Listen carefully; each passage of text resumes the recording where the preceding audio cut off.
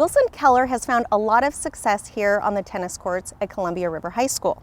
He recently won the league and district singles titles, and he has state to look forward to this spring. But Wilson would prefer that the spotlight stayed on the heroes who have served our country and haven't received their dues. I'm Elena Bowler. This is Snapshot, a look at the people who make Vancouver Public Schools a great place to be. He looks like a nice guy, but Wilson Keller is pretty fearsome on the tennis court. I won both the league title and the district title. Okay, Wilson is a nice guy. Just ask his coach.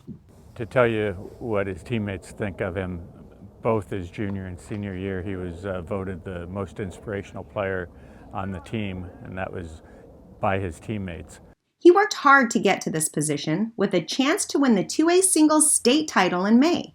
Well, state's in 7.5 months, so it's kind of weird for the tennis program to do that.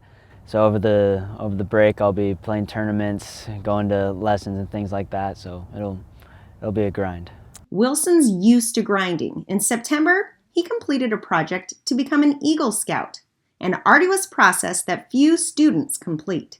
I did my Eagle Scout project was for the Buffalo Soldiers. It was a bench and panel to memorialize both an African-American veteran named Willie Morehouse, who served at the Historic Reserve. He was a POW guard, and to honor the Buffalo Soldiers' involvement in Vancouver in their time in the early 1900s. Buffalo Soldiers were African-American soldiers who mainly served in the western U.S. They were segregated from white troops, and although they served with honor, their legacy has often been overlooked. Wilson saw a presentation about Buffalo Soldiers in Vancouver, and he found his Eagle Scout project. After I saw that presentation, I thought that representation was needed for them. He raised $5,000 to install the memorial at the Fort Vancouver National Historic Site. I got to meet many interesting people through that project. I was able to kind of grow my leadership skills especially.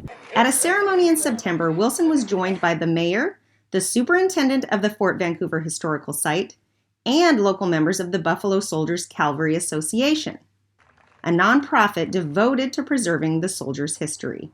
With the project completed and just a few months left in his senior year, he can finally start thinking about what comes after high school. But first, a little tennis.